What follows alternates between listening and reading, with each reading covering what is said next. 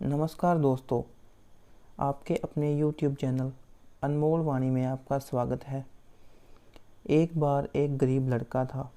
वह भीख मांगकर भोजन का प्रबंध करता था और हर रोज़ उसका आधा भोजन गायब हो जाता था।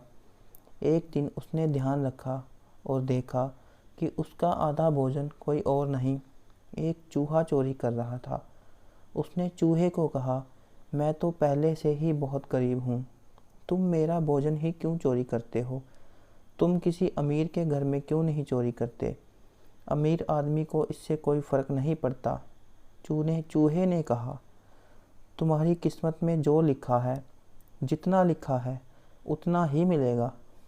चूहे ने कहा, अगर तुम ये जानना चाहते हो कि तुम्हारी किस्मत में क्या लिखा है, तो तुम एक महात्मा के पास जाओ। उसके पास जाकर तुम्हें सब जवाब मिलेंगे कि तुम्हारे भाग्य में क्या क्या लिखा है। वह लड़का महात्मा जी को मिलने चला गया। रास्ते में चलते चलते रात हो गई। उसने रास्ते में एक हवेली का दरवाज़ा खटखटाया और हवेली में से रहते हुए एक आदमी रात रुकने की इजाज़त मांगता है। उस लड़के ने पूरी बात बताई कि वह अपनी किस्मत में क्या है, यह जानने के लिए महात्मा जी के पास जा रहा है। उस आदमी के मुखिया ने उस लड़के को कहा कि तुम हमारे भी एक सवाल का जवाब महात्मा जी से ले आओगे।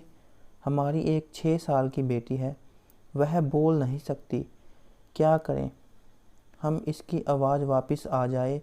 लड़के ने उस व्यक्ति से वादा किया कि मैं आपके सवाल का जवाब ज़रूर पूछूंगा। लड़के ने धन्यवाद किया और सुबह चल पड़ा। आगे बहुत बड़े बड़े बर्फीले पहाड़ थे।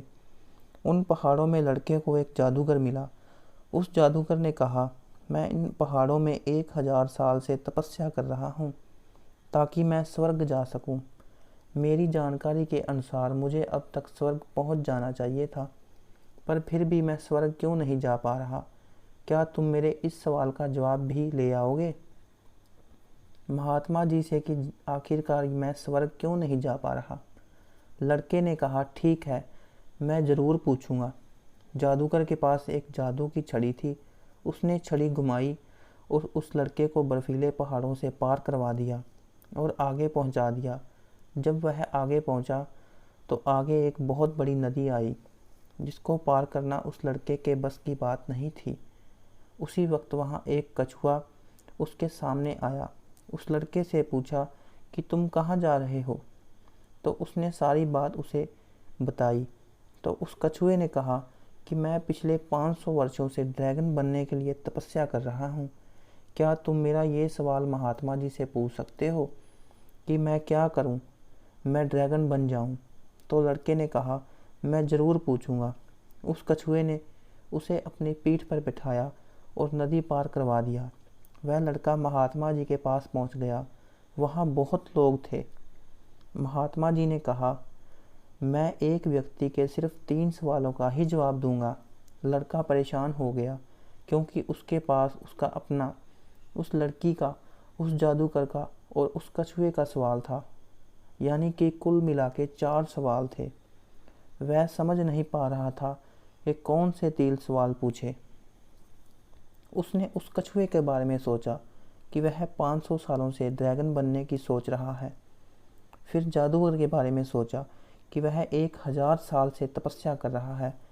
फिर उस लड़की के बारे में सोचा कि अगर उस लड़की के बारे में न पूछा तो वह उम्र भर बोल नहीं पाएगी। फिर उसने खुद के बारे में सोचा कि मैं तो सिर्फ एक गरीब भिखारी हूँ, मैं तो भीख मांग कर ही गुजारा कर लूँगा। पर वो कछुआ, जादूगर और उस